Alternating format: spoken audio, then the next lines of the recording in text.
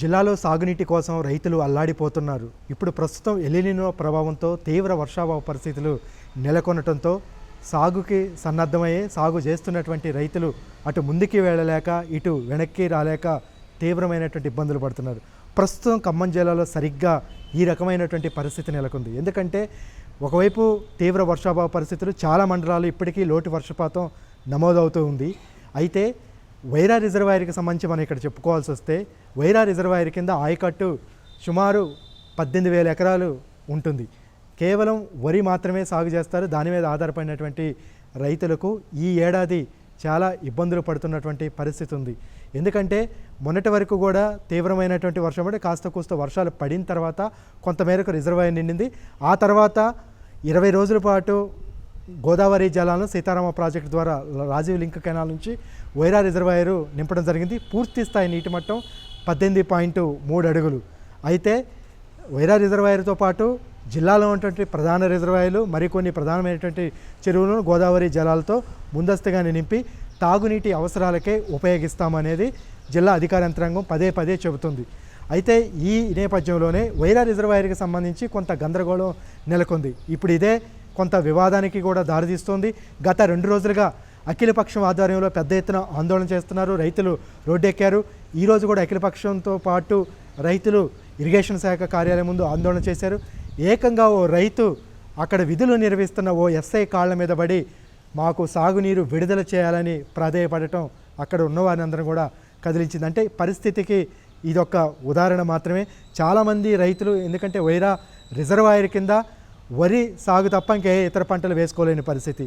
ఈ రిజర్వాయరు గోదావరి జలాలతో నింపిన తర్వాత స్థానిక ఎమ్మెల్యే అధికారులతో చర్చించి నీటిని విడుదల చేసిన తర్వాత కుడి ఎడమ కాలువలకు విడుదల చేసిన తర్వాత రైతులు వరి నారు పోసుకోవటం, నారుమళ్ళు సిద్ధం చేసుకోవటం, దుక్కులు దున్నుకోవటం సిద్ధం చేసి దాదాపుగా ఇప్పటికే 70-80% రైతులు వరి సాగు దాదాపుగా పనులు మొదలుపెట్టారు.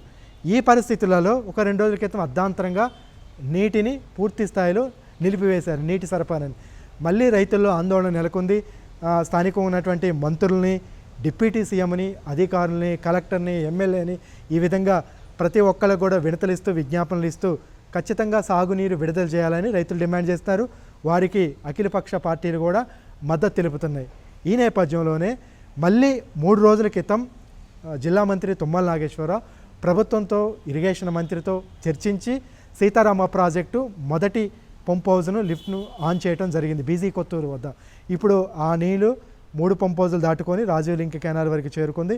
మళ్ళీ వైరా రిజర్వాయర్కి తీసుకొస్తున్నారు, ఇతర ప్రాంతాలకు కూడా తీసుకొని వెళుతున్నారు. అయితే ఇప్పుడు వైరా రిజర్వాయర్ నుంచి ఖచ్చితంగా ఆయకట్టుకు సాగునీరు ఇవ్వాలనేది రైతులు ప్రధాన డిమాండ్గా ఉంది. ఎందుకంటే వేరే ప్రత్యామ్నాయం లేదు, ఇక మేము ఏమీ చేయలేము అనేది రైతులైతే చాలా ఆందోళన వ్యక్తం చేస్తున్నారు. అయితే దీంట్లో కొంచెం అధికారులు తప్పిదం, సరైనటువంటి ప్రణాళిక లేకపోవటం, వారు ఎప్పుడైతే సాగుకు సన్నద్ధమై కొంచెం ముందుకెళ్ళిన తర్వాత వరి సాగు చేయవద్దు, ఆరితడి పంటలు మాత్రమే వేయాలని ఆలస్యంగా మేలుకొని కొన్ని గ్రామాలలో రైతులకు అవగాహన కల్పించేటువంటి ప్రయత్నాలు చేసినా కానీ అప్పటికే రైతులు సాగు చేయటం కూడా ప్రారంభించారు. అయితే ఇప్పుడు ఎమ్మెల్యే కానీ ఇటు మంత్రుల దృష్టికి, అధికారుల దృష్టికి వాళ్ళు చెప్తుంది ఒకటే, వైరా రిజర్వాయర్ నుంచి ఇప్పుడు దాదాపుగా 18.3 అడుగులు అంటే అటు ఇటుగా ఫుల్ రిజర్వాయరు నీటి మట్టానికి చేరుకుంది.